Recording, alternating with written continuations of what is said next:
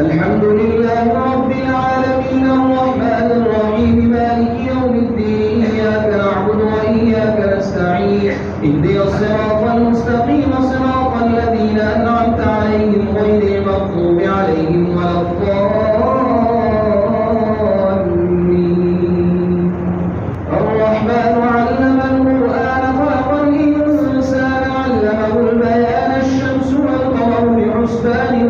والنجم والشجر يسجدان والسماء رفعها ووضع الميزان ألا تطغوا في الميزان وأقيموا الوزن بالقسط ولا تخسروا الميزان والأرض وضعها للأنام فيها فاكهة والنخل ذات الأكمام والحب ذو العصف والريحان فبأي آلاء ربكما تكذبان خلق الإنسان من صلصال كالفخار وخلق الجان من مارج من نار فبأي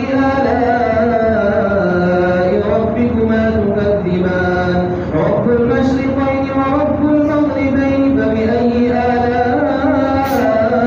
ربكما تكذبان مرج البحرين يلتقيان بينهما برزخ لا يبغيان فبأي